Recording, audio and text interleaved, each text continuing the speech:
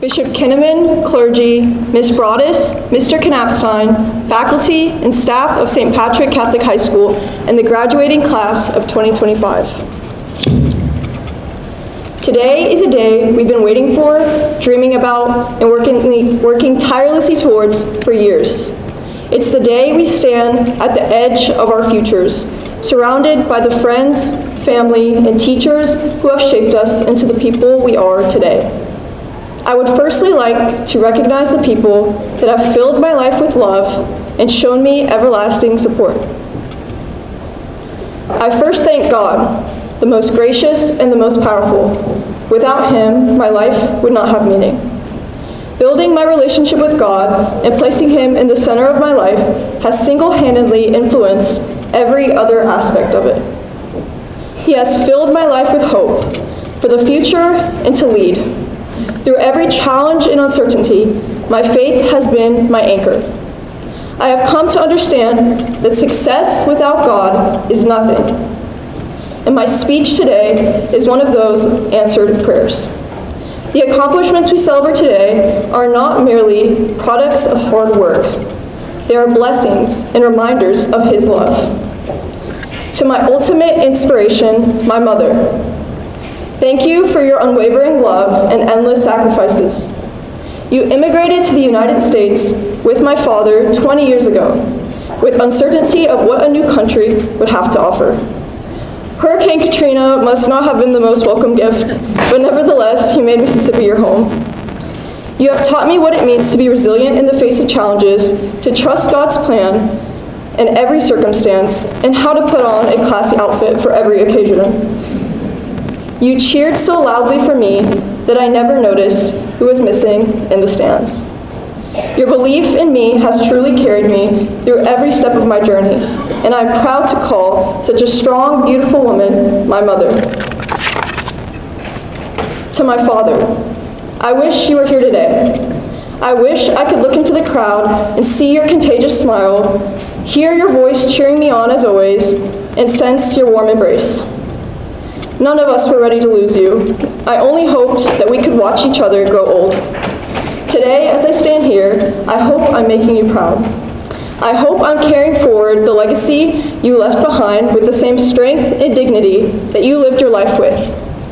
I promise to honor you with every step I take, and I thank you for being my guiding light, watching me from the best seat in the house. To the rest of my family, thank you for being my unwavering support system. My grandparents specifically have supported me in my darkest moments and unconditionally loved me. In Farsi, their beautiful language, I would like to recognize them. Merci که همیشه کنار من بودی و همیشه هستین. To my brothers, you are my motivation to keep pushing forward. Milo, thank you for coloring my last-minute history diagrams and gluing together my physics egg drops partially successful cardboard box. And Leo, thank you for taking my mind off work and directing it all on you, conveniently before every test. To my family, who have made their way here from California and Florida, your love and encouragement have been the foundation of my success, even from afar, reminding me of what I came from and what I am capable of. To the teachers and staff, thank you for being more than just educators. You have been mentors, family, and reflections of God. You did not just teach us subjects, you taught us how to think and how to ask questions. You instilled with us the values that were far beyond any textbook. Who could possibly forget Miss Myers' colorful packets, Miss Farragut's cahoots, Miss Morell's s'mores over Bunsen burners, and Miss Wilkinson's surprises from under her desk? And a special thank you to Coach Blakeney, Miss Wilkinson, and Miss Morell for being my #1 supporters throughout my journey at St. Patrick. Coach B has called me Doc since 8th grade, and I can't wait to make the school a reality for her. She was one of the first teachers to truly invest in me and make me feel welcome in every building that I stepped in. I have to say, I felt extra welcome running laps during volleyball practice. Overall, thank you for all of the staff's patience and dedication. You showed up for us even when we were difficult, and even when a student forgot to submit assignments on Canvas, again and again and again. You gave us your time, your energy, and your hearts. And for that, our entire class is forever grateful. To my fellow classmates, thank you for being a part of this journey. Over the years, this place has become more than a school. It has become a second home and a community. We learn lessons both in and outside of the classroom. Whether we tackled our service hours at elementary school festivals or joined together in student sections to celebrate our athletes. From taking leadership and initiative at the school to being a representation of a scholar, disciple, and champion, each person before me today has greatly influenced St. Patrick Catholic High School as we know today. Thank you to my beloved friends who have shown me true loyalty and friendship since day one. I'm forever grateful that I got to experience high school with such amazing people that I saw a reflection of God within. I could always count on Paige and Haley's kind smiles to make my day, Peyton and Lily's Quizlets to review before every test, and Amelia Kate's leadership to inspire me throughout my own. Most importantly, I would like to thank my best friend Lila for being like a sister to me in every circumstance, whether it was through being by my side everywhere or just taking half my closet. I truly believe everyone deserves a Lila in their life to understand what a blessing it is to have a friendship rooted in unconditional love. She has been there for me at the hardest times and pushed me to succeed even when my workload became overwhelming. Don't cry. This is in the end. These people are just a handful of our inspiring classmates that made days at St. Patrick worthwhile, and I'm grateful to be surrounded by people that make saying goodbye so hard. And I'm forever grateful that we are all here gathered today to celebrate our accomplishments. More than that, I am proud of who we have become. We are ready for what comes next, not just because of what we've learned, but because of who we had by our side.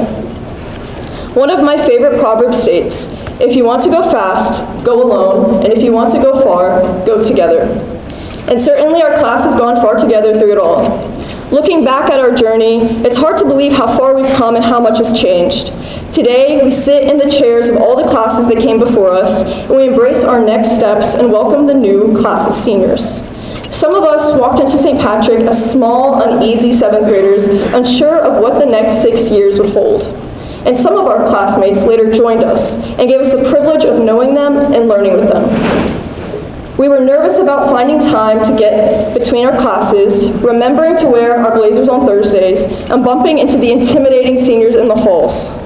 Now, we are the slightly less intimidating seniors who still forget to button down our collars and barely make it to class on time after conversations at the door with our favorite teachers. We always beg for 5 more minutes of sleep, of lunch, of review time before a Mr. Molino test. Those 5 minutes taught us to appreciate the time we had and make the most out of it. I wish I could embrace those 5 more minutes and relive our retreats. At our last retreat, I remember looking around and taking the sight in. Some of our class were sitting on the steps of the retreat center, and others were near the water. There was a breeze in the air and birds chirping in the distance. Sitting there, watching my classmates smile through tears as they read words from the people who loved them most, I understood something very special. Every one of us is so dearly loved by someone. We each have someone cheering us on, believing in us, and wanting us to succeed. Today, I hope we can all remember those people who have uplifted us in every circumstance. And now, as we are on the edge of what's next, we realize how precious those moments really were. I hope we can remember to slow down and appreciate the moments that make life beautiful. And I hope we can remember that we are loved, not just by the people that wrote us letters, but by God. Looking at the faces before me, I cannot help but be excited for what the future holds. And as we move forward, I ask you one question best phrased by the poet Mary Oliver. What is it you plan to do with your one wild and precious life? In my own life, this question has taught me to be intentional about my decisions. And I encourage you all to weigh this question and recognize what a gift your life is. Always pursue your goals with God, and through it all, never let anyone dim your shine. I have no doubt that each of us will bring something unique to the world. Some of us will become doctors, engineers, teachers, artists, and leaders in our communities. Others will change the world in ways we cannot imagine. And if you do, don't forget me, please.